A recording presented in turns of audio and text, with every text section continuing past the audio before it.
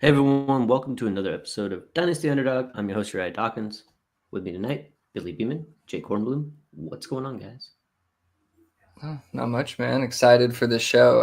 I used to do an article that reminds me of that a lot, talking about some of our biggest misses. So I think it's always a healthy exercise, and I'm excited to hop into that. But what's going on, Jake?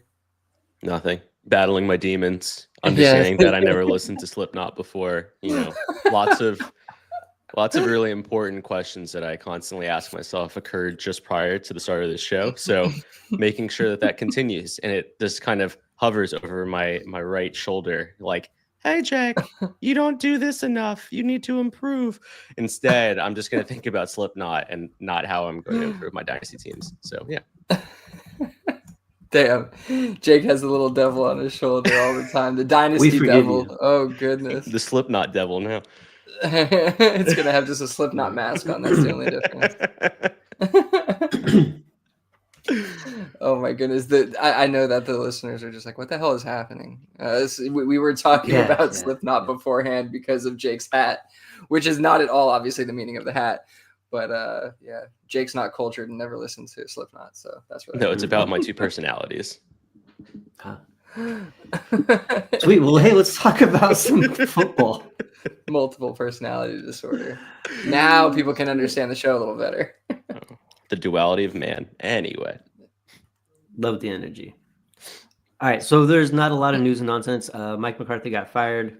We'll keep you updated on coaching hires when stuff like that good happens. news. Deion Sanders will not be the head coach of the Dallas Cowboys. But yeah, playoff panic here. So who are we worried about after Wild Card Weekend? Should we be buying based on others' panic, or is it justified? I like it. Full disclosure, I did not watch start to finish any playoff game this weekend. Good disclosure. Yeah, that's what it sounds like. I didn't miss a lot. The only one I would totally have watched the whole thing of was the Washington Tampa Bay one, and I'm glad I didn't. So I would have felt bad for Baker. Just saying, I didn't watch these fully. So yeah, his face after that fumble, you would have probably cried, as probably one of his biggest fans in all of the United States. Yeah. I mean, only next to his parents, right? It's like his parents. Yeah. I actually thought that you were his dad at this point, to be honest. So. Yeah. I mean, he could call me daddy. Anyway, so. Oh man. I think the biggest one that everyone's really shitting on now, like after being so far up his jock 2 weeks ago, was Sam Darnold. I was like really happy for it. Really, really happy for it. Possible comeback player of the year discussions and all that. And then just over the last 2 games, basically, he hasn't done well. So just quickly, I mean, I was never really like, oh, hey, man, Darnold's going to have a resurgence. Like, this is the guy like I'm going to try to add to my roster. Like, I've let that go. So I don't think that's going to change how I feel about it. I still have no real interest in adding him to my roster. So. Yeah, there's certainly some players we'll talk about from over the weekend that we're going to want to buy based on, the fallen dynasty value that's coming from the poor play. But this is one that I'll probably be avoiding. I think kind of the same as Uriah. I never really had interest to add him to a bunch of teams, but just seeing what happened, I think, is going to give anybody pause. So I think rightfully his dynasty value is taking a hit, probably back down to where it should have been maybe all along.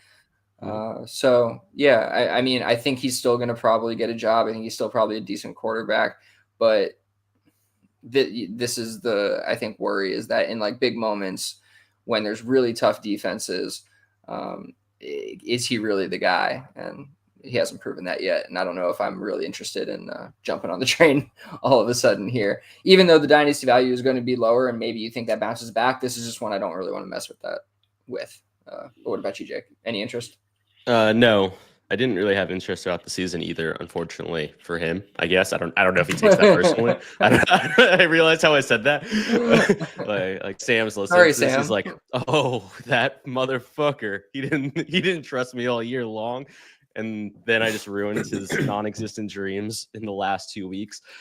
Yeah, it's one of those interesting situations because I do think that oddly enough, these types of situations in terms of like going into the playoffs for these types of quarterbacks are basically auditions to the rest of the NFL and also kind of solidify what kind of contract he would get moving forward.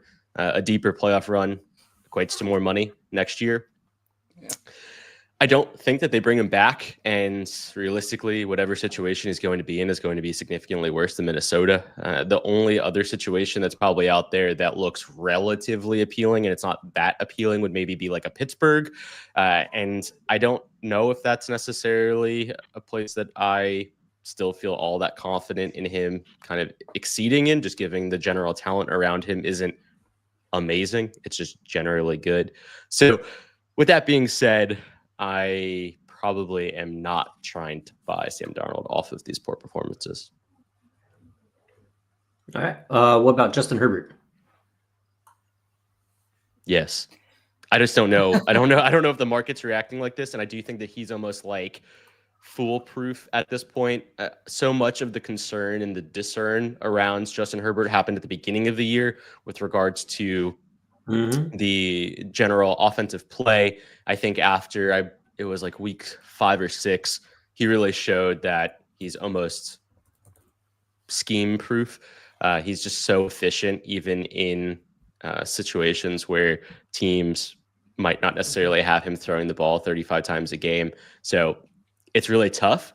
But with that being said, if there is for whatever reason a small window or a small blip where you can go acquire him, I absolutely would. Yeah, I agree with Jake. I mean, he looked really sharp at the beginning of the game and then had a couple poor plays. Obviously, he didn't play great down the stretch. But I think as they add, I mean, this was the first iteration of this Chargers team, right?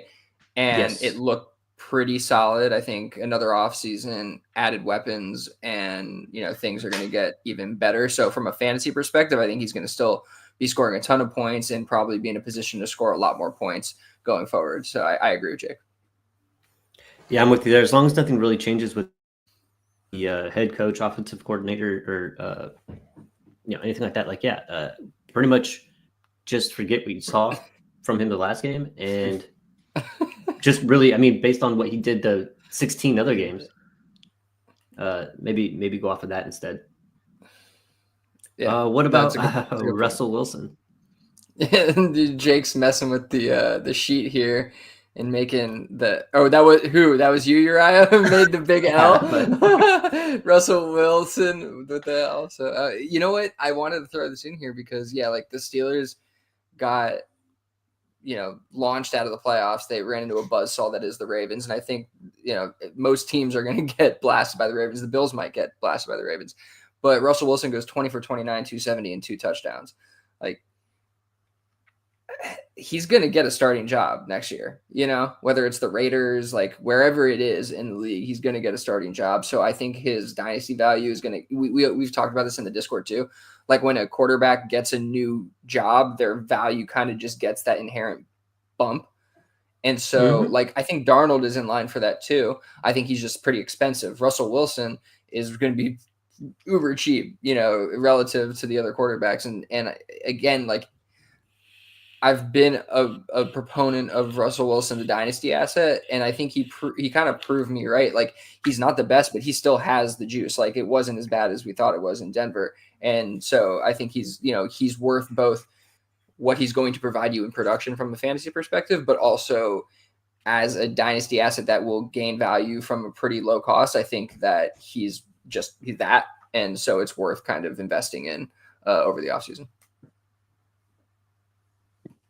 Yeah, I definitely think that him. Sorry, I was just going to say him and Cousins didn't play last week, obviously, because he's now been benched and the Atlanta Falcons didn't make it the playoffs. But I would say that him and Cousins are kind of in that similar bubble where I expect probably both to potentially move teams this offseason, and we'll probably both get bumps to wherever they're going to be landing. Even if it's in terrible situations like the Giants or the Jets, those are still technically bumps because people think that they're done. There's someone out there who owns a share of one of those guys and thinks they're not going to be a starting quarterback in the NFL next year. And I just don't think that that's accurate.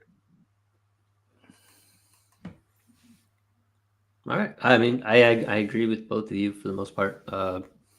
I think he will have earned a starting job, and I think the cost is good. So yeah, I don't think that anything has to do with the wild card or his loss in the playoffs. Like it's hard to win playoff games. Like you can't really judge quarterbacks. I mean, even with the Sam Darnold, just what he was seeing from the defense was a lot different than what that defense has been playing for the rest. And that's what you do in the playoffs. You change it up, right? Try to give them something that they haven't seen. And I think that he kind of got stuck doing that. So, yeah, I'm with you there on Russell Wilson. How about TJ Hawkinson's usage? I mean, he was coming back from what, ACL, MCL, kind of a late season type deal. I think you kind of got to give him. I think you got to give him a pass there. If his price is so low because of his production this year, I think that that's a mistake on the Dynasty community, and I think that we should be buying into him because he is a beast. I think you just got to give a guy a year to recover. Plain and simple. Yeah, I don't even think the usage was that bad. I think the production wasn't quite there, and that may be exactly what you're talking about. But the usage itself was pretty good. And I mean, I think per keep trade cut, he's like tight end 4, and that's probably just off age and like pedigree of doing it before, which he should be in that range. But like we saw him have like I think 6 or more targets in the last 4 games of the season, and then he just finished off, with 5 targets, and he caught all 5 of them, and he caught a touchdown over the weekend. So I mean, he looked like he was getting definitely back to form there. You could see a little bit of that burst after the catch and all that stuff. So like, I'm not worried about TJ Hawkinson at all. I'm not worried about the usage really. I'm not worried about anything with him. I mean, that team is going to spread the ball a little bit no matter who's the quarterback. It's good. I mean, I guess I shouldn't say that. You would think, especially just the kind of quarterback that McCarthy is, he's going to spread the ball with having Jefferson, Addison, and Hawkinson, right? Like those are 3 staples of the passing game, and it's just going to be like that. And I don't think any one of them, like we've seen Addison have 8 targets. We've seen Jefferson is always going to get around, somewhere between 6 and 10. And then Hawkinson's kind of in that like 4 to 6 range. And it's not as good as it used to be because they have a lot of weapons. But like, I still think he's worth that like tight end 5 range. What about you, Jake? Yeah, I remember seeing, I don't remember what the statistic was, but there was the ADOT of the Michigan receivers in McCarthy's last year in college was still relatively low. I think that actually helps Hawkinson significantly going into next year. If he actually is the starter, they could very well bridge, for the first half of the season, another veteran quarterback potentially, if they don't think that, sitting out the entire year with meniscus injury is good enough for his first year in the NFL. Don't really know. But with that being said, I do think that JJ McCarthy only helps Hawkinson more than it would hurt. So if there are windows where people are potentially trying to get off of Hawkinson, I think that seems pretty viable to me. All right. Let's talk about the 2 Coopers. You have Cooper Kupp and Amari Cooper. Obviously, both their teams are still in the playoffs. Yeah. So, I think Cooper Kupp's production this year has been kind of a sad panda thing for me. I think the wheels are off. I think it's almost over. That's okay because he's had a really good career. It just is what it is. Old age is catching up with him. And then Amari Cooper, I think that he's still cheap enough and will produce well enough for you as like a wide receiver 3 on your team. With possible wide receiver 2 weeks, that type of deal. Still kind of interested in adding him as a throw-in, but I mean, these are just 2 guys that like aren't long for the league anymore. It just is what it is, right? I mean, obviously Cooper Kupp was like seen as, wide receiver 1, wide receiver 2 in this format for quite a while. And Amari Cooper's always been, I think, criminally underrated, but I think this year, honestly, just underproduced. Just kind of skeptical about either of them being on my rosters going forward. I don't think I want anything to do with them. Yeah. I was just going to add that I heard a really stupid Twitter stat that said something along the lines that Kenny Galladay and Cooper Kupp have the same number of 1,000-yard receiving seasons, which is true. They both only have 2 in their career, which really puts into perspective the number of injuries that Cooper Kupp has kind of interacted with every single year, because he's had multiple seasons where he's finished in like the high 800s or low 900s due to injuries, right? 12, 14 game seasons. And I think one of the biggest caveats to this year is in the return that he had. I believe it was week 8. Week 8, he came back, had 8 targets, 51 yards, 14 targets, 104, 7 for 80, 10 for 106, 11 for 60, 6 for 17, 8 for 92 in week 14. And since then, starting in week 15, he's been targeted only 3 times in every single game. And then yesterday, I think he had, 1 reception? I think it was another 3 targets. Yeah. So if I had to guess, just given his injury record, the dude's playing through another injury is probably the reality of it. And knowing kind of where he might stand in his career, he's 31, been pretty consistently injured. Stafford, everyone talks about, fading out. This could be just his general last push with his body, just trying to make it through, because he thinks that this could be his last big playoff opportunity in his career. Mm-hmm. There might be a lot of internal conversations. McVay multiple times has already talked about potentially leaving in the past. Who knows? All I'm saying is that this does feel, to Uriah's point, like truly the wheels are falling off to the point where he's pushing himself through. He is like taking those wheels, putting them back on his body, starting to look like a transformer, but like the wheels are like on his chest instead of like on his arms, So he's like running like a little discombobulated, and he just doesn't really feel like a proper player anymore. Amari Cooper, I'll be honest, that just feels like a standard midseason trade situation where like the guy just doesn't really fit into the general offense. I think we saw 3 major trades this season for wide receivers. All 3 have been busts, in my opinion. They all have purpose. D-Hop probably having the most purpose, but still wouldn't say it was a huge success. Then going into Amari Cooper, he's had 2 decent breakout weeks in Buffalo, but outside of that has relatively minimal usage. And then Deontay Johnson just literally being a bench warmer. Speaking of, got cut today from the Houston Texans. So like, I do think it's a really hard game to play, and I don't think it gets any easier the older you get. So I'm not going to put Amari Cooper in like some crazy bucket where he has to succeed where others can't. That being said, wherever he does land can be really interesting this offseason if it's in the right team. He could be a great, almost like replacement for an Adam Thielen in Carolina. I could see him being really successful for 1 to 2 years there if they are looking for another vet signing like that. But if it's not in the right offense, I can see Amari just kind of fading. Yeah. I don't have too much to add. I kind of agree with everything that Jake said in terms of breaking down the reasoning for Cooper and kind of where Cup is at. And so the way I said that's funny, but like Amari Cooper and where Cup is at.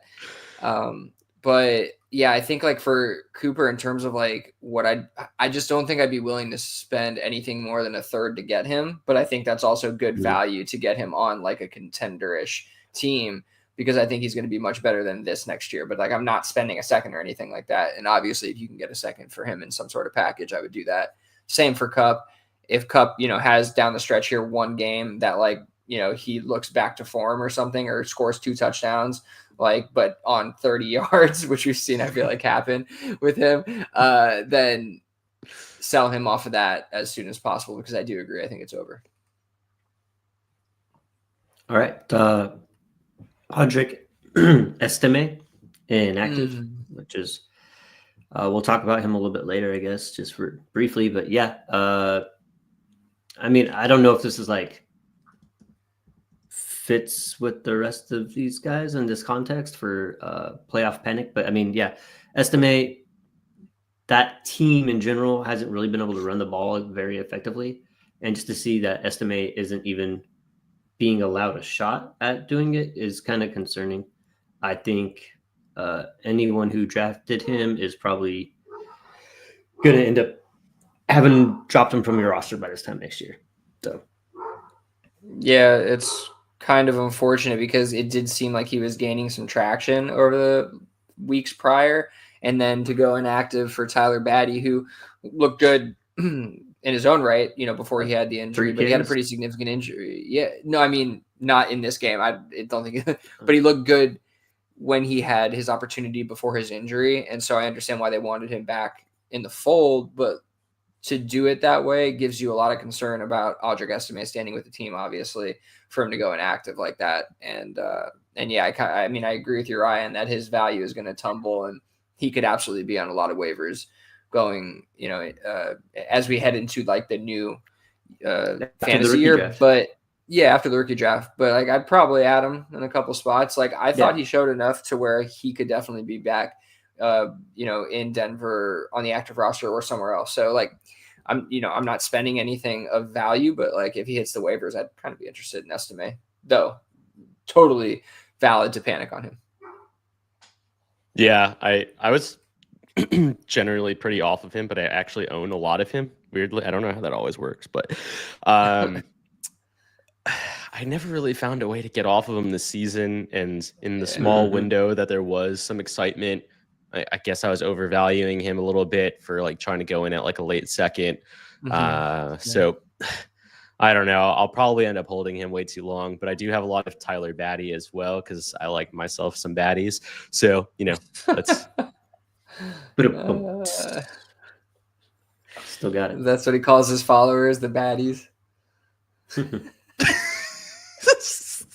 That's awesome. I don't like any of that. I don't I'm like backing on him. This is your doing, Jake. You are to blame. I did not put those words in your mouth, sir. All right, last one. Ray Davis. Usage is down. Yeah, I included this one. I thought, from like week 6 to about week 12, his general role looked like it was moving in the right direction. And then when kind of, when rubber met the road, I think is the euphemism. Sean McDermott, there we go. Sean McTerrorist. He decided to finally start using Ty Johnson significantly more. Forgot about that. Is this a situation? Is this a situation where either of you are concerned about Ray Davis usage going into year 2 as a 25-year-old rookie? No, I'm not concerned because I don't have any skin in the game. So it's a non-factor for me, man. Like I don't know. I was never like a huge Ray Davis guy to begin with, right? And then I've also never been like a huge running back tied to the Buffalo Bills offense thing. Although James Cook looks fucking amazing. Shout out James Cook.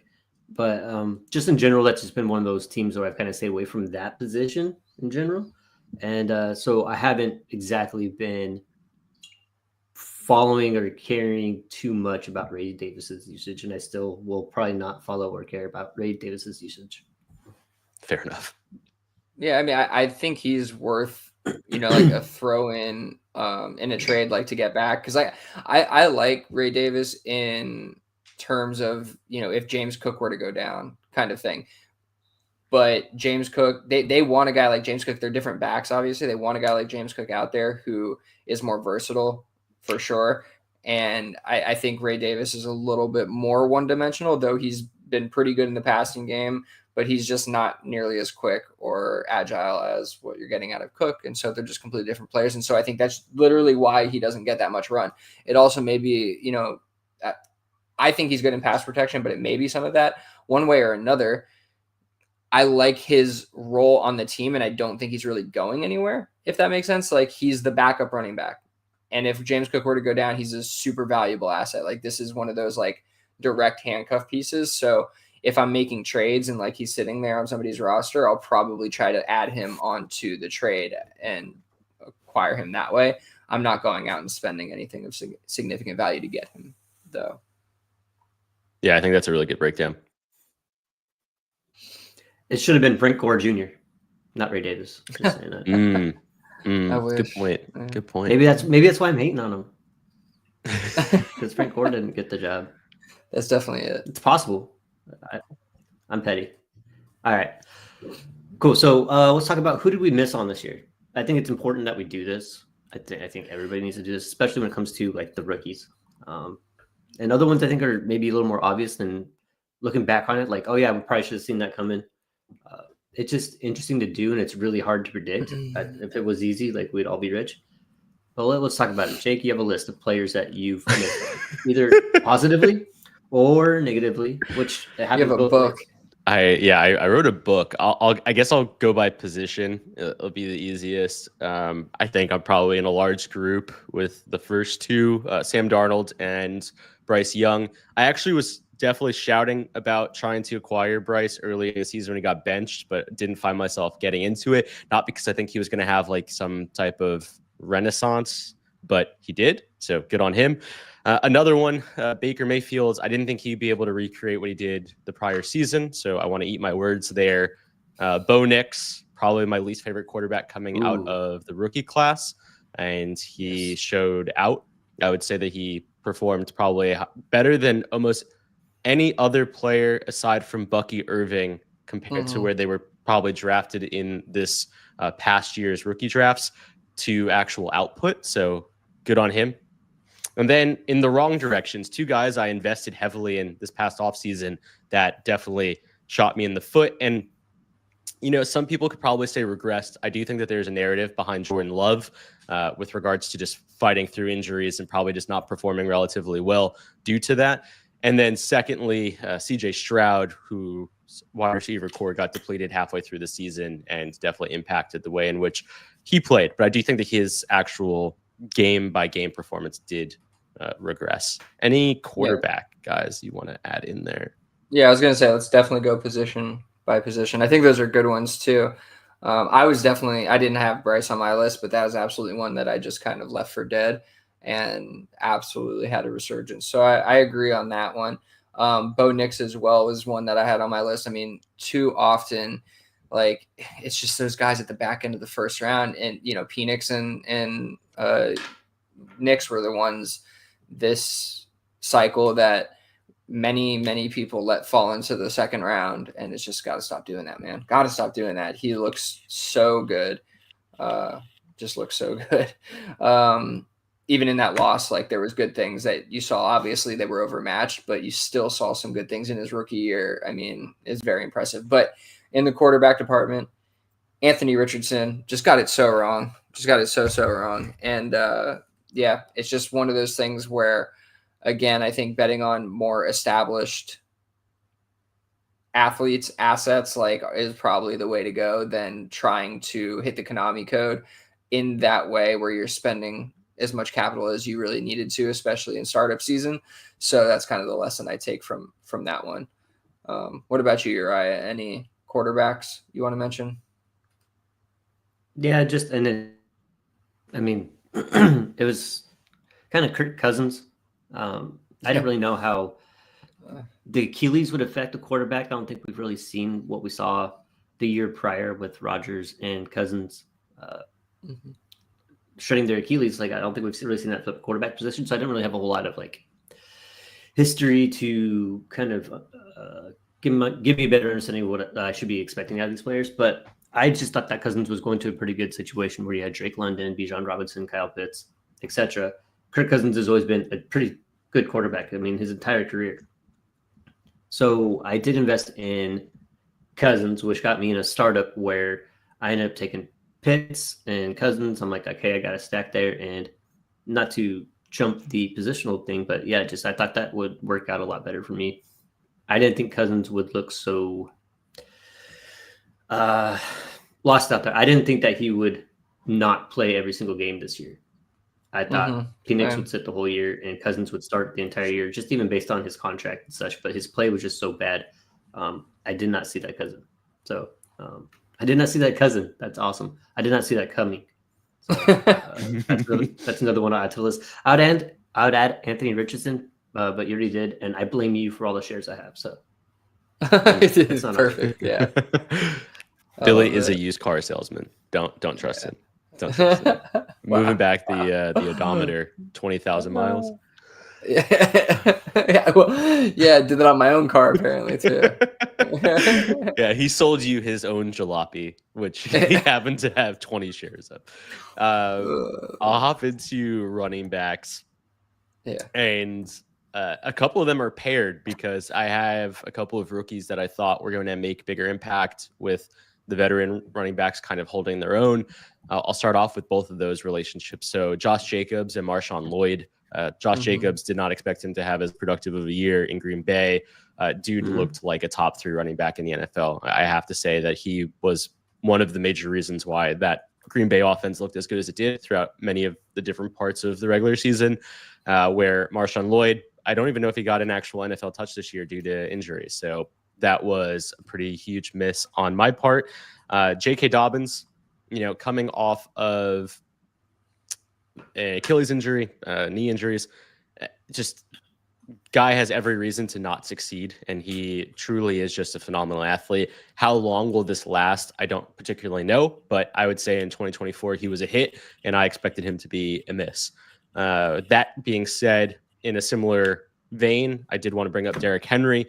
I think that he is the anomaly. I think we need to understand that he's the anomaly, but shout out to Derrick Henry being able to succeed at the way that he is, at the level that he is at age 30 is just phenomenal. And then the last two, Kyron Williams / Blake Corum. I would say that I thought Blake Corum was going to have a much bigger impact in that offense. And Kyron, he held on to his spot. I think if he doesn't perform as well as he did this year, he doesn't. I know it sounds really stupid because obviously, but I think the reality is like when a running back is excelling as well as Kyron did throughout the season, there's no way to earn carries for Blake, no matter how good he can look in his limited usage. You just don't want to take the ball away from a guy who looked as good as Kyron did throughout the majority of the season. And it extended into the playoffs too, coming into last night. So, more power to him. What running backs did you guys miss on? Yeah, those are good ones. I feel like I just missed on like the old running backs in general. Like I missed on all of them. Just didn't expect, especially Josh Jacobs was a guy who I thought with all the carries he's received and just kind of the situation, it wasn't going. And also with Marshawn Lloyd being there, like I was kind of with you in terms of just seeing the backfield be a little more split. And he was just absolutely dominant in terms of volume and he was pretty efficient with it for the most part too. So absolutely wrong on Josh Jacobs. I got to echo that one. Mixon, I kind of just, acted like he didn't exist, and he had another really solid year again. That I would say that's one. But then going to the rookies, like Bucky Irving, I got to give him a mention. I mean, we talked about selling him, at his ceiling a ton for sure, but he's obviously proven to be a much better player than we were expecting him to be coming out of the prospecting season. Our evaluation, we definitely didn't think that he was going to do what he's done here and be this productive and look as sharp and elusive as he is. So I got to give him his flowers on that one and say how wrong we were. And I think that was a pretty big miss there because he did look like, you go back and you just think about the tape. You don't even need to look at it. Like he was pretty electric in college. He showed a lot of really good traits. He wasn't, a terrible blocker by any means, just a small guy. And so, all the pieces were there. We just didn't really believe in the talent and think that he was that good, but we were wrong. So, or I was wrong, I should say. But I do think that, we all were kind of on a similar page there with Bucky, or at least me and Jake were. I don't know about you, Uriah, but I think me. Wait, me? No. You were a big Bucky fan. I almost had 100% exposure to him. Yeah, but that's because he was in the fourth round. It was more. I don't think evaluation wise. Yeah, of course. I had a few shares too. I still acquired him a few times. I have a few shares that were above ADP. I wouldn't say I was completely off of him, and I wasn't going to draft him in the fucking second round. Excuse me. I wasn't dropping my balls on the table yet. Okay, running back one. I wasn't saying shit like that on Twitter. I'm not going to go that far. I wasn't off of Bucky Irving is all I'm saying. I do not remember you having a positive evaluation of his tape, but I don't think I was on an episode where we evaluated him. I'll just say it was really hard to see that kind of usage after what we saw from Rachaad White the year before. Didn't he finish like top 5? Yeah, he had a good season. Yeah, so you bring in Bucky Irving, who was drafted in the 4th round. So it was really hard to this 4th round running back's going to come in and supplant the literal like top 5 wide running back from last year. I didn't see this happening. So definitely a miss on my part. Yeah, that was a big part of it for sure. All right. I'll finish off the running backs. Another one was just I think that sticks with me more. I mean, besides we should mention Saquon Barkley. Did not expect anything like that to happen from him. Like what a year from him. Had a chance to set the rushing record, which is pretty cool at his age and in a new situation. Totally faded that at cost.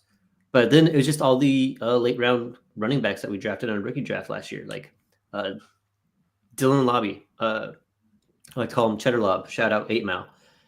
I thought with his pass catching ability, he absolutely has a defined role alongside the other guy who doesn't play anymore. Zamir White. I thought, thank you, Zamir. And the fact that Zamir got faded out and Lobby didn't even get any kind of play at all. I think he got like 1 carry all year. 1 carry all year. It's like this guy has like out of all these running backs, and he fumbled because Zamir White isn't really known as being a pass catching running back. I'm like, this guy has a role. Like he's gonna play. Did not play. I was completely wrong. And then you have guys like Kamani Vidal. Same thing. I was like, okay, well, you got 2 injured running backs there with a team that wants to run the ball a whole ton. Kamani's gonna get some play. Got no play. Jalen Wright again. Miami. They have Devon Achane, not injury prone, but does get injured, and 2 guys that are basically my age. I'm like, of course, Jalen Wright's going to get some play. And he's fast as hell. Like, they want a running back that's fast as hell. He hardly got any play as well. And then Trey Benson. Because James Conner is on a different level. For whatever reason, I thought for sure Trey Benson would get some play this year. I have shares of all these guys, and I don't know what to do with any of them. None of them met my expectation. I missed completely on them. I think those are really good shouts. Especially the Jalen Wright one. You know, I do think that they're looking at that running back room. It just made sense for him to be able to have a bigger role, and absolutely it didn't happen. But I will say, I still think that there's a very strong possibility that both someone like him and Malik Washington grow into bigger roles in their second year. I just think that the writing is on the wall for a lot of those teams' depth charts, and so I think that maybe we just need to be a little bit patient. I wouldn't sell off of those particular guys. Some of the other dudes that we've talked about, I'm not as excited about, but I would say Jalen Wright is definitely one that I still hold out hope on. Mm-hmm. With that being said, while we were talking through it, I just remembered these probably one of the only positives in New York. His name was Tyrone Tracy. Was definitely someone that I missed on, given that I thought that Devin Singletary was going to have a much bigger piece in New York. Funny enough, I think Devin Singletary actually played particularly well at the beginning of the season and then got injured. And Tyrone Tracy just said, "That's my bag," literally. Like he took that and he held on to it and he did not let it go, even with the fumble issues throughout the rest of the year. I think Dable saw that is probably going to be his at least running back 1B moving forward, with Singletary probably not being part of the picture. So just wanted to throw that in there. Next, when you said you remembered something, I thought you were going to remember your poor evaluation of Bucky Irving. Yeah. That's because it didn't happen. That's sad. And so tight ends. I have this as 2 misses going in the wrong way. I have Kyle Pitts.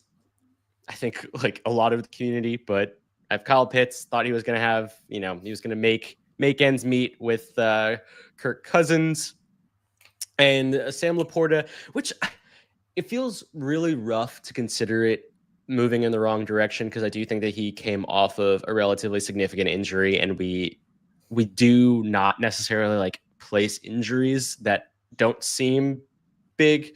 Like, for instance, the tightrope surgery situation for Mark Andrews. Like, we don't place enough importance on that for athletes, and therefore we act confused when things don't look the same at the start of the season. Sam Laporta, very similar to Mark Andrews, definitely had a significantly better uptick in performance and usage in the second half of the season than he did in the first half. So not necessarily super concerned from like a dynasty asset perspective, but definitely thought that he was going to have a similar year to year one. Thought it was going to be a slight downturn because I think year one maybe performance ceiling just because it was so damn good.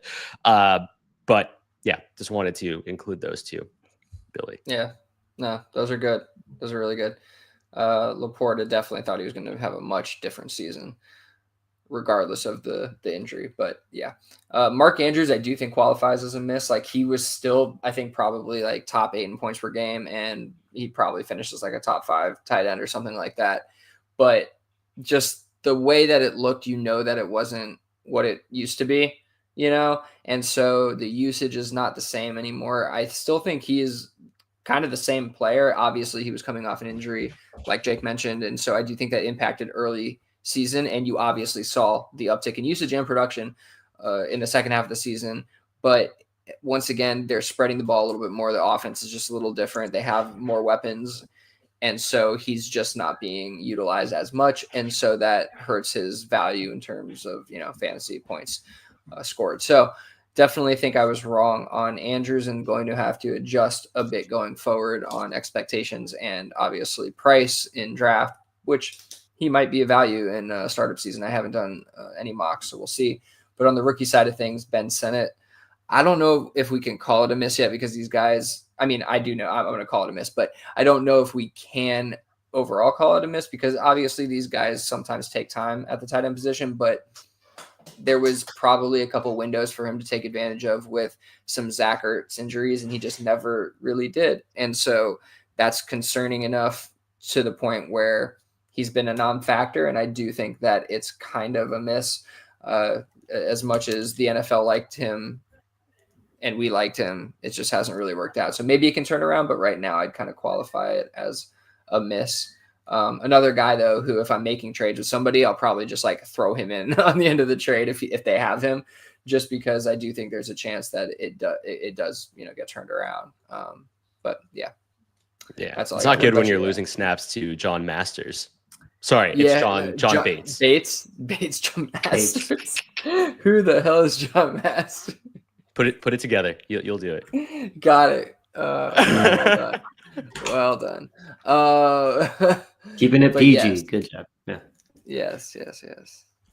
I only really got 2 I could think off the top of my head. Clown.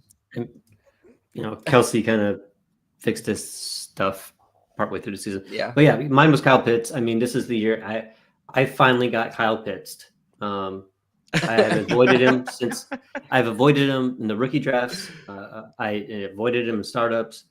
And it was, 2 years, 3 years. It's been down production. I'm like, finally, he's getting a quarterback that's competent in Kirk Cousins. This is Kyle Pitts' year.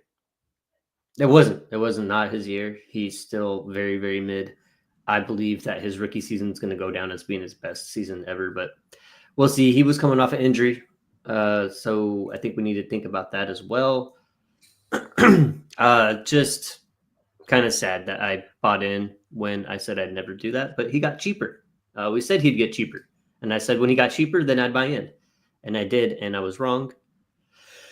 And he's probably going to stay on my team forever. And then Jake Ferguson is just another one that there was no realistic second target on the Cowboys. And this has kind of been their thing for a long time, where their tight end position has been very easily the second targeted position on that team.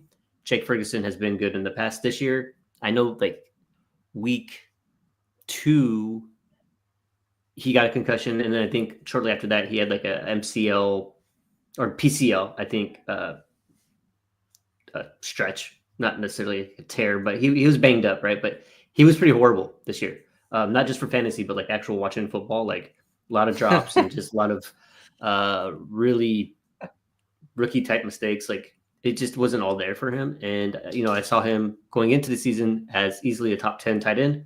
I don't think he finished anywhere near that. So that was a big miss on my part. It's a good shout. Yeah. Tough year for Ferg. And see, when Ferguson was out, our other tight end, Schumacher, he came in and he did great, like every single time. So it kind of was hard to see how well a functioning tight end could be on that offense, even with like Cooper Rush throwing him the ball. Schumacher looked a whole lot better than Ferguson. So maybe it's due to injuries. Let's hope so. But yeah, big miss. Yeah, I think a couple other statistically that no one was really talking about. Jonnu Smith coming into Miami. Don't think a lot of people had him, finishing as tight end 4 this year. And then, Billy brought him up. Zach Ertz, he's almost inevitable at this point. I think he finished tight end 6 in tight end premium, like 0.5 formats, which is just exceptional. Dude's like a year younger than Travis Kelce and still performing at a pretty high level. So I know he was available in my all rookie league, meaning all the managers were first year managers. He was available in free agency, picked him up. And then I think I ended up having to drop him because of how stacked my bench was. And I ended up having, I think, Kelce, Andrews, Kittle, and Freiermuth. And I was like, I don't need another share of Zach Ertz. Dropped him, ends up finishing tight end 6. It's just one of those situations where I know for a fact I missed out on it because that's an easy second I could have acquired somewhere down the line throughout the season. So just something to be conscientious of. Wide receivers were definitely a funky one this year. I do think that there were a lot of downturn years, especially for some of the older guys, especially for some offensive changes. And so first and foremost, want to show flowers to 2 guys who I definitely kind of had dead to rights. Scary Terry McLaurin, and Cortland's I, for somehow or another, always seem to perform relatively well. Sutton, he just ends up performing with no matter who's playing, no matter how bad the quarterback play is supposedly in Denver. Russell Wilson has his worst season ever. Cortland Sutton still somehow has a relatively productive season. I think he's had 2 ACL tears in his career. The dude still looks relatively competent. Pretty impressive. That being said, it seems like a relatively positive relationship between him and Bo Nix. So if he ends up staying next year in Denver, I can only see that he's going into, I think he'll be 30 next year. Should continue to perform for the next couple of seasons. So something to be mindful of. The 2 that I would say I most missed on, and I think that one of them is truly a miss, and the other one is just really circumstantial with what happened altogether in that team. One is AJ Brown. I personally had AJ Brown still kind of hovering in a top 7 dynasty asset starting at the start of the season. I think I'm now kind of stuck with the shares that I have and just kind of need to hold on until their offense or he breaks out early season next year. God forbid he has a great game in the playoffs. Maybe he finishes an entire book on the bench and he'll get an extra couple of points. But the other one would be Tyreek Hill. And I really do place a lot of emphasis on the 2 injury, Tyler Huntley being in there. And there was some Skylar Thompson, I think was someone else who came in for a game or 2. It was just all bad news bears. In Mike White, maybe even quarterbacked, I think, the game. Not this year. No, it wasn't this year. It feels like every fucking year he's somewhere in Miami. But regardless, it didn't look great. Somehow or another, the dude was playing with, a torn ligament in his wrist. I'm completely conscientious of that. He did have a significant higher number of drops for him. He just looked not like himself. He didn't really have Jalen Waddle to take away targets from him. Just generally was a pretty low performer. And he was not performing well in an offense where Jonnu Smith was basically taking over the usage. So concerning for me, all in all. But yeah, what about you, Billy? Yeah, Hill's a good one. I think he was banged up all year, and obviously just everything kind of fell apart with injuries and stuff for that team all around. So yeah, I just not a great year for the Dolphins in general. I definitely thought he was gonna have a much better year. But yeah, for me, I mean, not a surprise probably for anyone who regularly listens, but Nico Collins, that's probably one of the biggest misses I've had in a while. And I just didn't really expect him to have the kind of year and also the connection, I guess, that he has with Stroud. I thought that Dell was going to be a lot better. Obviously, the injury impacted things, but I think you can just see that Collins is kind of the engine in terms of the wide receiver core there. So there's no real doubt that Nico is the guy and is a top 12 dynasty wide receiver pretty easily. But also Jameson Williams big miss, I think, not big miss, but it's pretty evident that he is a more down player than, we expected. Like, he was going to be just a big play guy, right? That's kind of what we build him as. And he is mostly a big play guy, but you can also see that he's developing, those middle of the field routes a little bit more. He's definitely able to, I think, stress the defense more than just downfield. And so he's become a much more quality wide receiver. It's just, I didn't really see the turnaround happening. I've also read a little bit of, some comments from him, and he seems to also recognize that there's some growing that needs to be done and that he's kind of on that path, and you see it kind of in his game as well. So I think it's kind of over time, he's probably going to become even better than we see this year. I don't think he's going to be ever like a top 12 guy or anything like that, but he's definitely a quality wide receiver. And I don't think we expected him to be that kind of guy who could handle, volume and be like a significant wide receiver too. And I think he is that. Yeah. All right. For me, it would be, I think the biggest one was Garrett Wilson. I really thought, I think that Garrett Wilson is a fantastic wide receiver. I think he does all the right things on tape and on the spreadsheets before he was getting drafted. Like, I just really like this guy. Like, I really felt bad for him considering his quarterback's position. Was throwing him the ball for most of his career until the Lord Savior, Aaron Rodgers, showed up. I'm like, this is going to be great. This is going to be the best quarterback he's ever had in his entire life. Garrett Wilson is going to finish easily wide receiver 1, and if not in the top 5. In my mind, I'm thinking this guy's going to ball out. He did not. I mean, pretty much anytime he was asking me trade advice or whatever, if there was like something to go get Garrett Wilson and it might have been like a slight overspend or whatever, I'm like, you absolutely need to do that. Like, this is a guy you're going to want on your team this season. Like, this is going to be the year. Like, he's not going to be any cheaper moving forward. And he's cheaper than he was. So just a big hit. I mean, if you made some trades to go get him, like, you're probably feeling pretty bad about depending on what it is. But like, I just think that it was a big miss on my part to suggest to invest what he was going for, assuming that he would ruin value. I didn't expect that offense to look so terrible. I just didn't think it would be that bad. Even with a bad offense, sometimes you have like good wide receivers that put up good fantasy points for you, and that just didn't even happen with Garrett Wilson. So that's a pretty big miss. And a couple of rookies. So Rome Odunze. I know Jake was never a Rome Odunze guy at all. But I liked him, and I thought we got that right at least. I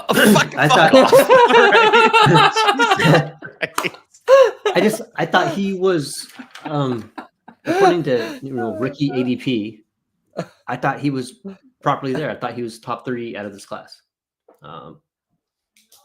He just wasn't. I mean, the whole Chicago offense didn't do what we were kind of hoping would happen with the number 1 overall pick and Caleb Williams, right? Heisman winner and all that stuff, but it just hadn't worked out for him. I'm not like out on him, but I just thought he would have a better rookie season than he did. And then my pet cats, Xavier Legette and Keon Coleman. I know that like Xavier Legette was what? Wait, what is that? It's an old mean? Dallas reference. Oh, it's an old Dallas reference. It's like Barry Switzer times where you are going into training camp and you can only have like 53 men on your roster, but you have like 80 dudes there trying to compete. So you always pick the one. It's your pet cat, right? Like, like there's no other reason that like I should be rooting for you other than this or that, right? Coleman was a lot about the personality, and Xavier Legette is same thing. But I invested, 1 share of each, just kind of hoping that like, hey man, this could be somebody that like I want to hear talk. Just super positive every time like they're behind the camera. Like they just seem like overall like good people you kind of want to hang out with. And my pet cats didn't really work out this year, but I didn't invest a whole lot in them, right? So I still kept pretty even keeled about it. Like I don't have more than 1 share of either, but those are 2 that I was rooting for that didn't pan out. I don't know if it's a miss, just more like a sadness inside that they didn't do better. I think Legette had an okay season, to be honest with you. It's fine. Of course, Jake can't stand his game or anything like that. But if it wasn't for injuries, I think overall, like his numbers would be pretty impressive for year 1 wide receiver. especially given the situation all year long. But I think that it's worth putting on this list. I just want to give you some credit there because I do think Leggett has worked out a little bit better than it could have gone. He's been okay.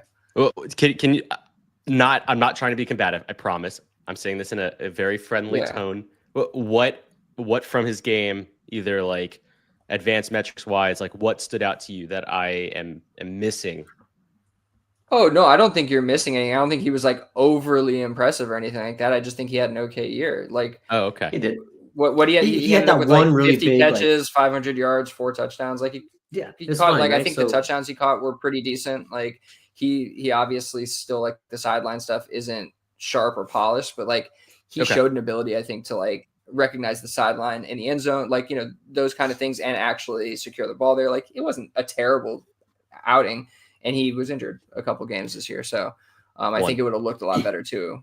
Or was it just one? Really? I thought he got banged up this year a couple times. Okay. Yeah, if he didn't drop 16, that, but still. Yeah, if he didn't drop that like very big, I think prime time or very big pass, so what probably would have been a touchdown, right in front of everybody when everyone's shooting for Bryce Young. Like, oh my God, like he could have caught that, but that catch was insane. If he did make it, that was like would have been like a vet type play. So I'm not even gonna be mad at him for dropping that one, but I think that sticks out in everybody's head, that one particular play. But yeah, and 2 of his touchdowns were down to I think it was the Chicago game where 2 corners ran into each other and he was just wide open in the back corner. So I'm just saying that there's definitely room for him to improve, but I am completely on the narrative. I am completely on the narrative with Uriah that this is the offense to continue to invest in. If you find a window to acquire Xavier Leggett for super cheap, I'm all for it. I did a startup mock the other day. He fell all the way down to like round 16 or 17 . Like I'm gonna pick up Xavier Leggett for that shit, right? That's like, what I mean. Yeah. He's on my by all means. Like I'm also saying that I'm down for it. Through this process, I remember 2 more guys. Just gonna quickly shout out that I fucked up on. AD Mitchell. Oh yeah, that was easy one for. That's super easy. And number 2 would be Jermaine Burton. I just thought that the personality, behavior stuff wasn't going to impact the game. I think everyone knows that he's super talented. I think even the team that drafted him knows that he's super talented. It's just sometimes you just can't beat that stuff out of players. That sounds really aggressive. That's not what I meant. But like, anyway, I'm just going to keep moving. That's not the way to do it. Timothy, real quick. I think Xavier Leggett would benefit from Carolina adding a talented wide receiver or talent at wide receiver. He's not a true number 1, but would be a solid number 2 or 3. I definitely think that's true. Agreed. Yeah, absolutely. I think he could benefit. I'll be right back. Yeah, no problem. Okay, cool. So that was our misses. Definitely the biggest misses of this season. I think it's always really good to go through that exercise, man. Like you gotta try to learn from the mistakes. It's really as simple as that. So hopefully people learned along with us there.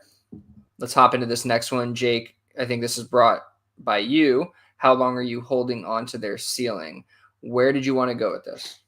Yeah, I just wanted to talk a little bit about how to kind of decipher between quote unquote elite talent that will kind of sustain in a specific area or specific ADP, specific tier, and talent that kind of moves itself up, floats to the top a little bit, and then kind of plummets. So we'll see individuals like this, and a couple of them, and this isn't maybe the best examples, but like, CJ Stroud's growth to top 3. I think he was at one point actually equivalent to QB1 in like KTC and overall number 1 Dynasty fantasy football value player, as well as someone like Brock Purdy at another period of time was up at, I think, like QB4, something along those lines. Like, how do we get out of this mindset that like when a player is rising to the top, that we should either sell or hold on to them? Sometimes there are going to be assets that are so unequivocally talented and helpful to your team, unless you get like an extreme overpay, that you want to keep. So when I think about the more positive side of it, I think of, guys like Josh Allen. I think of guys like Jamar Chase. And then on the other end of things, I think of players like Malik Neighbors or Brian Thomas Jr. or Brock Bowers, who are now kind of even touching and cusping to that extreme level.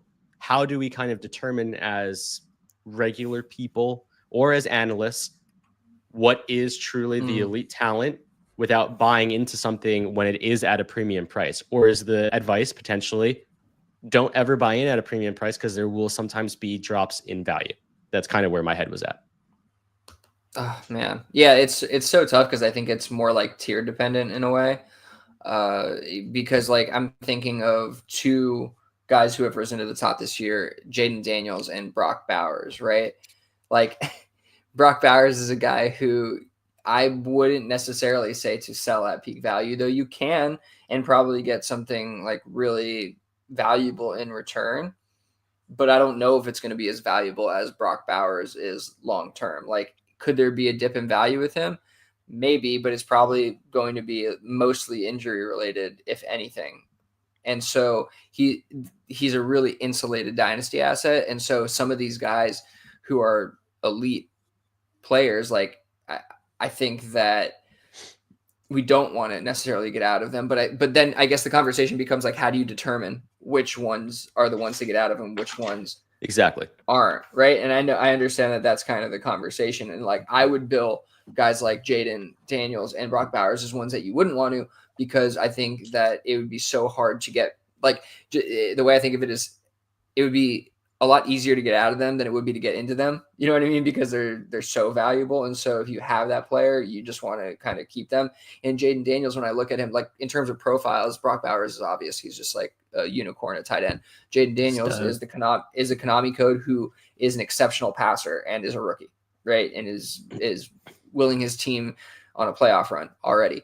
Like it's pretty, like those are easy ones to kind of determine, like, yeah, those I don't want to get out of as a rising asset. Like same with Malik Neighbors, maybe Brian Thomas Jr., because we don't see him necessarily as having inherently elite traits, right? Like he's obviously a very, very quality player, very talented player. But like if you're looking at him compared to a Neighbors in terms of like being dynamic and being just like uniquely athletic, I don't know if he's exactly the same as that. And so that may be a player who can have dips in value that are outside of injury, that are more just performance related, that are more quarterback related, that are more, whatever related, even though we haven't seen that really be an issue with Brian Thomas Jr. But when we're trying to parse out like which ones of these are we willing to sell at the peak or at what we view as near peak value, like he's one I'm more willing to sell than the others, if that makes sense, just based on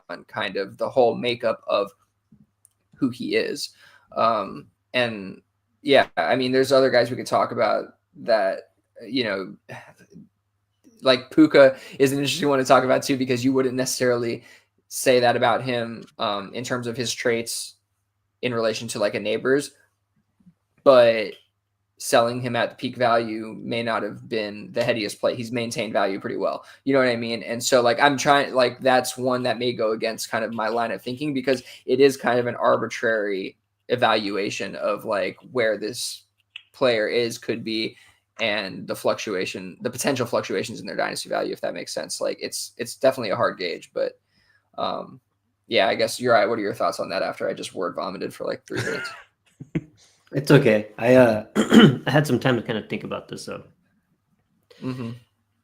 So it was just like when you see a player that hits it like that, you get kind of optimistic at what they could do going forward. I think it's important for us, like, to kind of differentiate doing this with a rookie versus an established player. Like, you have a 4th-year wide receiver, absolutely, peaks out a top 3 wide receiver, and I think it's silly for us to think that he's going to be that way forever again when he hasn't been that way the first 3 years in the league. He's going to regress to the mean. He's either going to be what he has been or slightly below what he did this year. I don't think it's hard for you to it's not smart to anticipate that somebody who has hit their peak one year is going to hit their peak their next year, which is what we kind of do in redraft, right? We basically draft off of last year's finish. And I don't think that's going to work out very good for us in Dynasty, because we have to think about age. We have to think about team fit, as offensive coordinators change, has this player changed teams, things like that. I think it all kind of help us mitigate holding on to a player longer than we should, or not selling at what is probably his highest at the same time. What else? Yeah, recency. So, it all goes based on what we saw from them lately. Again, I think this has a lot to do with rookie versus vet. Like, I think it's okay to hold on to a rookie who maybe you think has done the best they're going to do the rest of their career just because it was unbelievably good. But you have like Justin Jefferson, who finishes wide receiver one, Triple Crown winner this year. He was one of those guys that, like, okay, he just really balled out. He was a rookie, but like he's not going to be able to do this before. Well, he showed to you that he can do this again. And then I think another thing for us would be market. So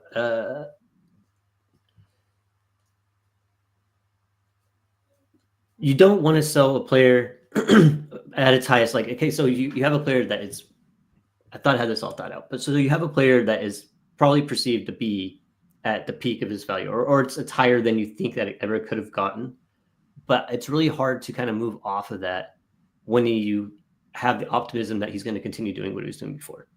I think it's really hard for people to say, hey, like Sam Laporta is a really good example from last year. Sam Laporta was an amazing rookie tight end, had probably his best tight end season. So it would have been smart last offseason to go ahead and sell Sam Laporta for what he was worth. But like, what world do you actually do that? Like, how do you sell Brian Thomas Jr. this year? How do you sell Brock Bowers this year? How do you sell Jaden Daniels this year? Like, how can you do that? There's not enough history behind the rookies to say that, hey, this was like his best year. Like, you fully believe he's going to do this going on for the rest of his career because he did it his rookie year. Now, if it's third year player, fourth year player, that's a time where you got to be like, this dude peaked. This is the time to, sell him, to get away from him, to get off of him. That's how I think we kind of get around that situation. More word salad, but that was kind of what we're at. No, it was more structured than what I said. That's for sure. What you got, Jake? What are you thinking?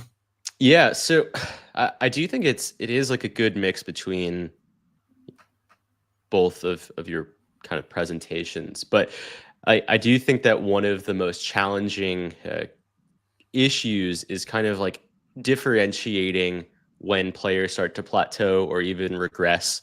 And I think you're already kind of seeing that in certain profiles, like a Patrick Mahomes.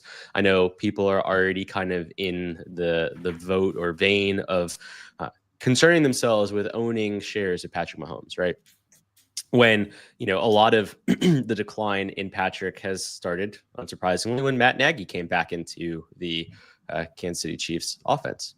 Oh, that's really weird. Matt Nagy, perennial offense destroyer, ends up potentially tainting one of the most talented modern day quarterbacks.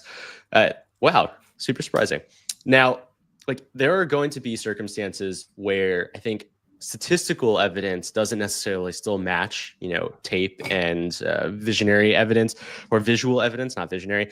And so I think for a lot of what I've noticed is kind of like when you're able to start seeing kind of the windows of where players start exceeding, or, not even necessarily exceeding, but kind of like teetering around value, is where I almost try and go in and buy. So if there's, for whatever reason, like a slight plateau in value where someone kind of has a small regression and then they kind of just stay stagnant in that general area. There was a window of that earlier in the season for Amon-Ra St. Brown, for instance. There was a window of that last year for Garrett Wilson, which I think was a relatively acquirable price. I think I paid like a mid first or late first, actually, and like Devontae Adams. Like, those were the types of windows that I'm willing to get into assets that I still think that visually they're performing at a higher level than they're necessarily outputting. Now, this conversation is typically around players who are, more often than not, visually performing at a high level, maybe, but statistically they're performing at an even higher level. Sure. And like, I think the biggest thing here is to try and understand a little bit more around circumstance. To kind of Uriah's point a little bit, like, I try and think, for instance, like CJ Stroud's situation last year. I almost feel like CJ Stroud's situation was borderline perfection, and he had everything around him that needed itself to work outside of a legitimate running back. You had a first-year coach sitting in a new role, a first-year offensive coordinator sitting in a new role, and you had a rookie wide receiver who was performing at a very high level, and a year 3 breakout wide receiver who hadn't really broken out to that level prior. I think everyone was kind of, funny enough, in a circumstance of just kind of like hit with like a fever dream where everything was just too perfect. And this year, the exact opposite's occurring, where almost everything that could go wrong has gone wrong. And we're finding ourselves moving away from, I guess, the dream aspect of what happened in year 1. Whereas so much of what was liked about CJ Stroud still very much exists in his play. You could still see it. There's just elements of his game that have kind of relapsed or regressed, in the sense that you can sense that there's a quarterback there that's probably trying to do too much on the ball than he has to. Jordan Love is very much in a similar circumstance this year, I think, given with a lot of the injuries that have occurred around him as well. Now, for so many players, there will be windows where injuries do have like a pretty big impact on like how you kind of perceive them. And then there will also be situations where players are just in incredibly bad, like, franchise situations. Baker Mayfield in Carolina and Cleveland, or Sam Darnold in New York, maybe even Daniel Jones. We might be talking about this conversation in a couple of years and saying, you know, Daniel Jones played in one of the worst organizations in the NFL, and that's why he didn't succeed. Whatever the reasons might be, there will always be particular reasons, but I still think that, funny enough, for 2 out of those 3 players, and that being Jones and Darnold, they always had kind of the same issues in their game. Whereas when Mayfield would perform at a very, very high level, he would potentially do things at almost like, not flawless, but close to almost perfect, even in Cleveland when he was able to perform at that level. Now, being able to get that out of a player consistently is obviously an extremely challenging place to be. And like, trying to differentiate that does get very, very hard.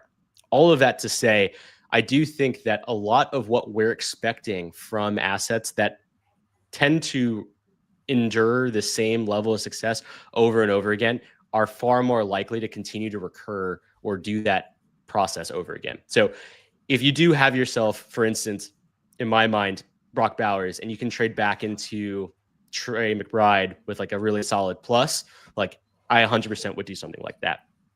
Now, I wouldn't do that for Sam Laporta.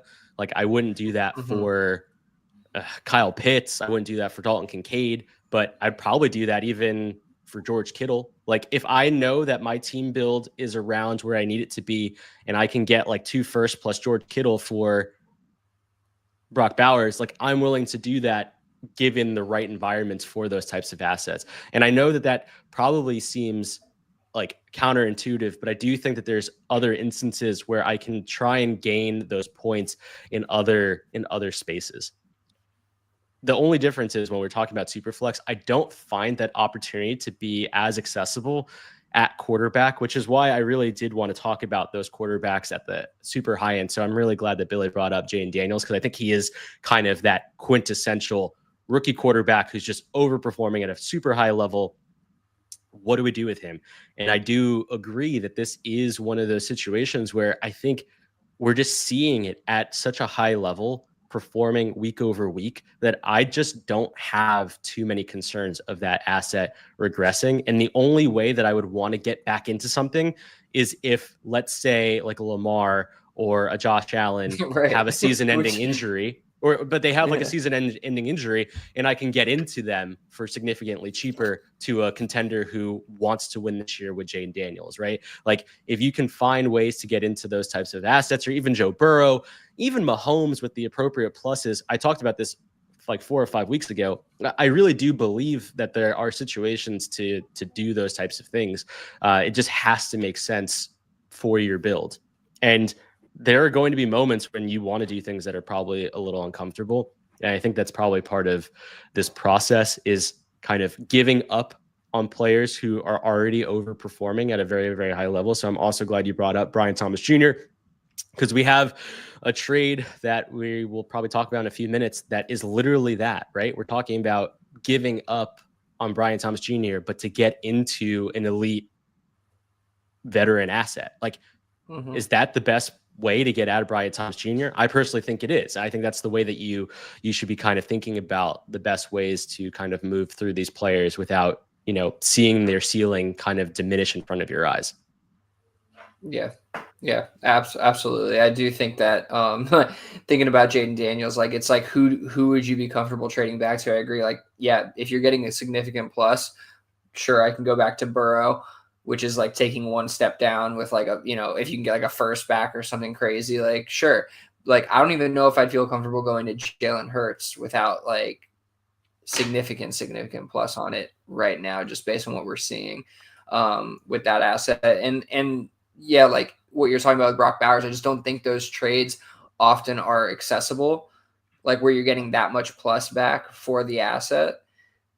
And so, I mean, yeah, if you can do that for sure, but more often than not, I find that the return is very rarely equal to the asset, and it's usually a couple late first and this play. And it's like, no, like I need like guaranteed like elite play or at least elite shots back for one of these kind of players is kind of where I'm at. But you're right. We are going to talk about a couple of these guys that we just mentioned in these trades. So let's move on into that. It's a good conversation. I really think that is such a hard process to work through in terms of deciding, okay, this player has risen up. Is it time to get out or do I need to hold? And like, it is a very fine line that you toe with those decisions and how you evaluate that. So it's worth talking about and having those internal conversations. Something I want you guys to think about. You don't have to like comment on right now, but just like, are we giving Jaden Daniels the CJ Stroud treatment that we gave CJ Stroud this time last year? Mm-hmm. It's worth a conversation for sure. We can touch on that next week. All right, trades and non-trades. So this is mine. Trade with the Florida League. I had the 101, and somebody really wanted the 101. It was Josh. He's a name. And so we went back and forth, and this is kind of what we decided on. And I'm curious to see what you guys think. And I feel like I like this for myself. But I give up the 101, my third 301, Malachi Corley. And I got Ladd McConkey, I got his 109, and then Coker.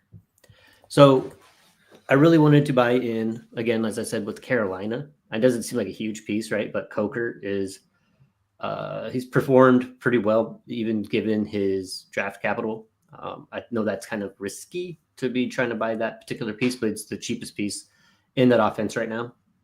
And he did fine. So basically, I traded back from 101 to 109 to pick up Ladd McConkey, and I sent a third over for Coker. What do you guys think? Yeah, so I get like I pretty much. So the way I think about this is I don't know why you'd have to give up anything more than the 101 for the rest of the stuff on that other side. Honestly, I think you could have switched out Coker for like the 202. And I feel like that trade should have got done. Even if you had to put in like the 301 and Corley, I would have felt a little bit better about it just because like you are moving the 101, which I feel like should just inherently give you a little bit more of a boost on your side, to be honest with you, like as stupid as that may sound. I would be a little concerned that like, I wonder if the 101 would have gained more value the closer we got to the draft season. But like, I like Ladd. Like, I don't think there's any problem with that asset. Like Ladd in the 109 for the 101 straight, like that trade would be like kind of even to me, but I still would want the 101. And so it's close. Like I kind of lean on the 101 side though still. That's fair.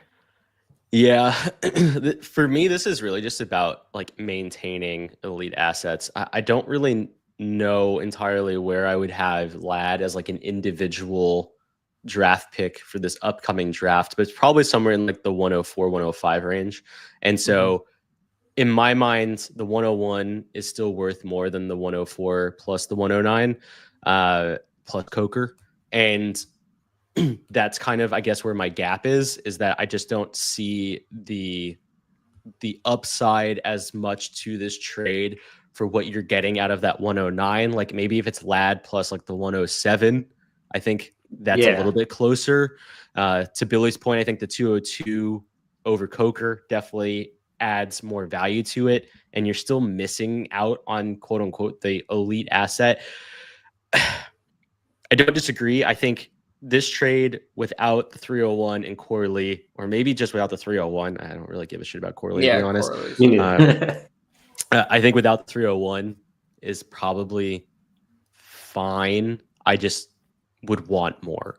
I think like as someone who has the 102 in this league, I was pretty pissed off, not gonna lie, that this is what the 101 sold for, because I just diminished his value. Yeah, it really fucked I just my did it value. despite you, Jake. Yeah.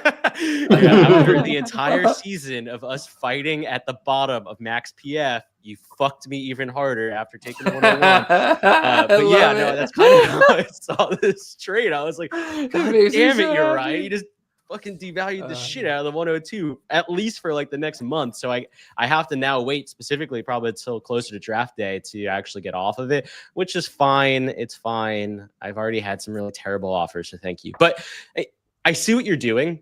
I just think that this trade is probably available on draft day, on the clock, and you probably can ask for more. I think I probably should have waited, but I'm still pretty happy with what I did. Yeah, I like the return. It's not bad return. I just think like extract that value as much as you can, like squeeze those udders as much as you can. Like think of yourself as a cow milk farmer, and just like your bottle, you thought it was, you know, a single gallon, but it was actually a 2-gallon jug, and that's how you need to think about that rookie pick, because I think it's I would probably be like, really. This is the 101. Like we're talking about the 101. Give me XYZ. Like that's how I would have approached it at the end of the day. Yeah. Especially like knowing it's somebody that you know well. Like you could just kind of just be like, yeah, come on, like this is where we got to be at. But again, like I agree with Jake. Like I like the assets you got back. It's just I feel like you could have gotten a little bit more. Is where we're at. Yeah. All right. CeeDee Lamb, George Kittle for Brian Thomas Jr., the 109, 26 mid-second, and 25 410. Yeah. I like the vets. CeeDee Lamb, George Kittle, those are guys that you know are perennially going to be good for you. It's hard to trade Brian Thomas Jr. Like for me, like he's just one of those guys that like, man, like he really kind of hit. Again, we're talking earlier about the rookies, and it's like, do they really? Is he gonna do worse than he did this year? Like that's hard to believe, right? So it's just like, depending on team build, it would be very hard for me to give up Brian Thomas Jr. the 109 for CeeDee Lamb and Kittle. But CeeDee Lamb, top 3 Dynasty wide receiver. Kittle still doing what Kittle does. So I think out of safety and conservatism, I would take the Lamb and Kittle side. Yeah, I think that's a really fair evaluation.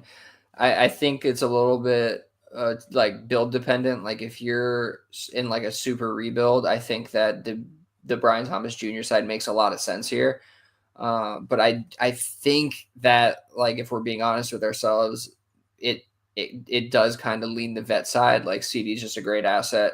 Kittle's a great asset. I feel like it's if we add like a early 25 second or another 26 second on the other side, I'd feel a lot more comfortable just being like, yeah, just go with the young asset and the picks where you can kind of recoup value for the, you know, Kittle aging out kind of thing, especially if you're rebuilding. That feels so much better. So I think it's like a piece or two away maybe for it to really hit on that Brian Thomas Jr. side. This does feel like, you know, if you massage that trade a little bit on the Brian Thomas Jr. side, like a good way to get into CD as well. Like just like saying like, forget about this trade in general. If you can add a little something to Brian Thomas Jr. to get into CeeDee Lamb, I think that's possible. And that's a good way to get off of Brian Thomas Jr. at his ascending value. Put it that way.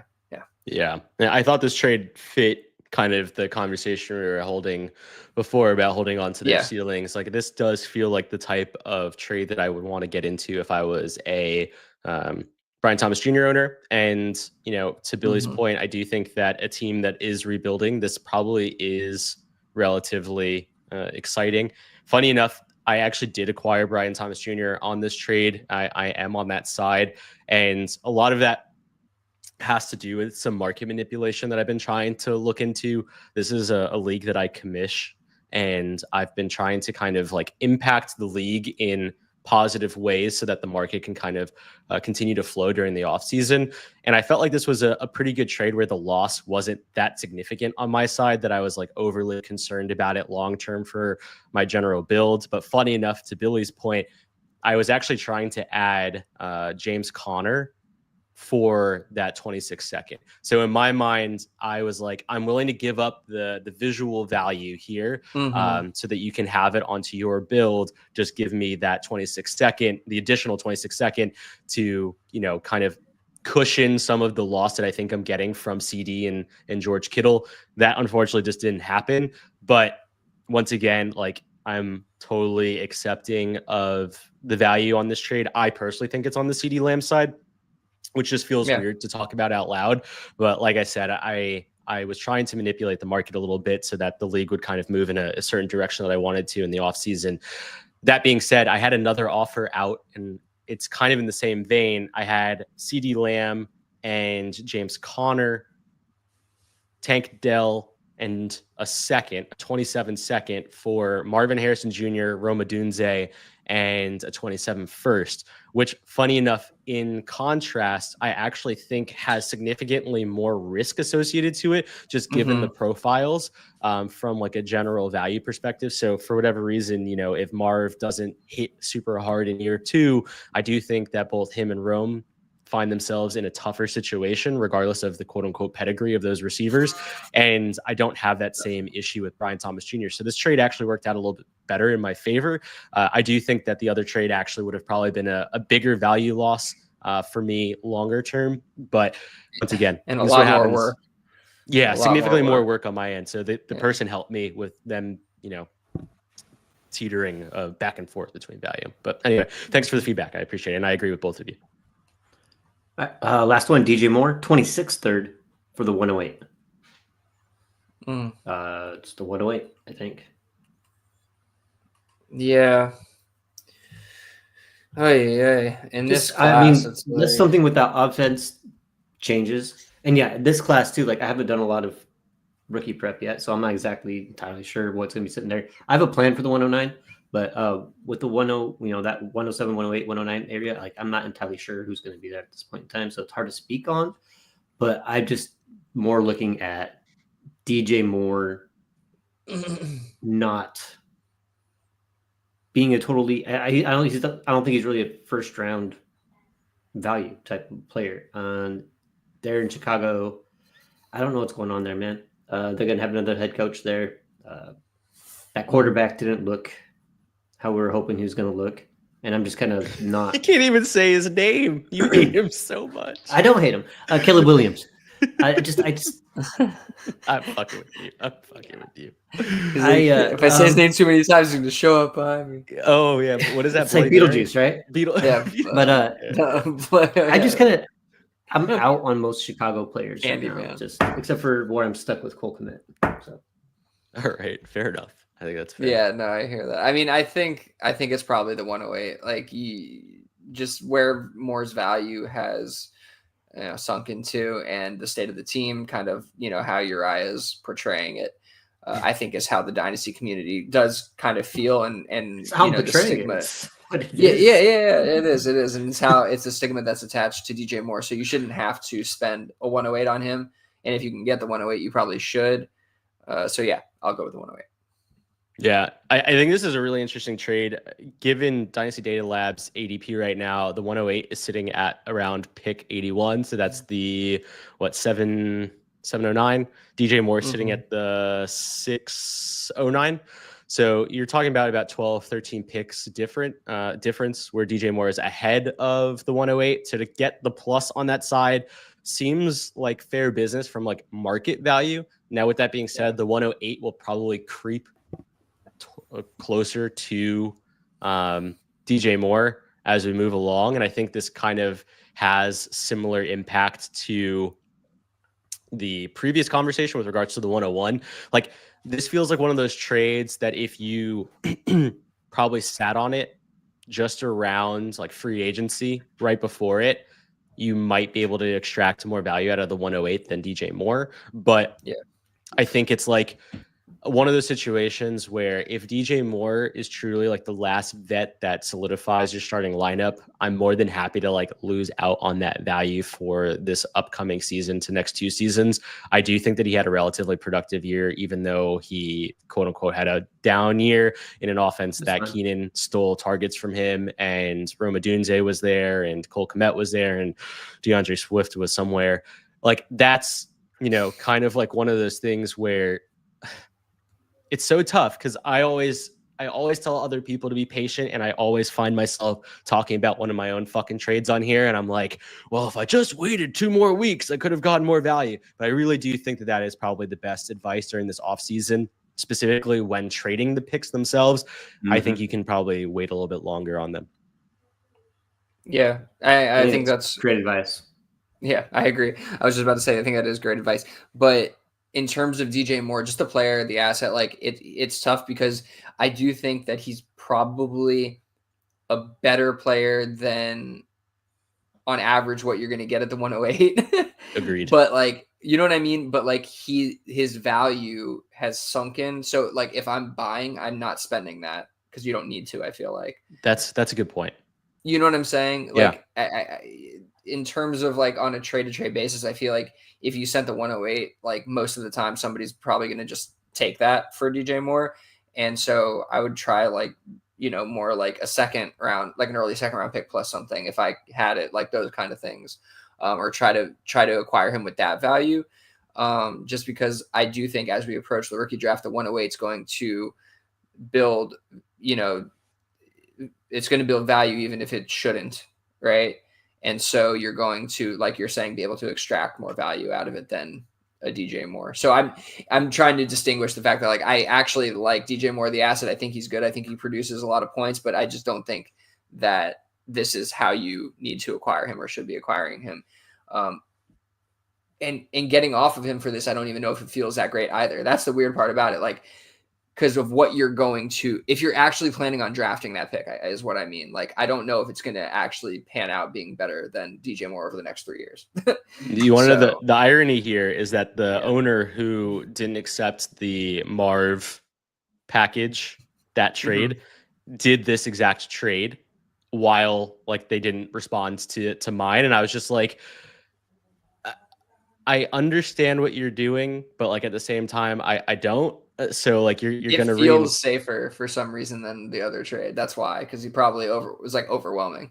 Like yeah, I guess. Yeah, I feel like CD Lamb would be significantly more appealing and keeping DJ Moore moving forward. But that I guess that's kind of like how I saw it in terms of like asset numbers on your team. It's like I just didn't really understand kind of the direction, and I wasn't going to impact their 2025 draft. So you still had all the picks. Like he has a bunch of picks going into this draft. It just felt like a very weird direction, but by all means, it just feels like one of those situations where you like want to go one way and then the value seems too good. And then you just like, okay, I guess I'm going to keep doing this thing that I've been doing for a while. But either way, some interesting trades. And I think if anything, it just keeps kind of the mentality and the concentration up during this time of year. So many people are starting to think about startups already. But the reality is, I think you can get pretty good value for different players and picks if you know how to move around the market. All right. Anything you guys want to talk about? Anything else? No, I think we can leave it there. It's good stuff. All right. Well, thanks everyone for giving us a listen. Check us out on YouTube. Join our Discord, obviously. Follow Jacob Bildy on social media, Blue Sky X, wherever at Willie Beeman FF, and I'm not sure what Jake's Blue Sky is, but I'm guessing it's very similar to at Jake's. It's the Adams. Same. It's the same. So, yeah. Other than that, y'all have a good night. Peace out.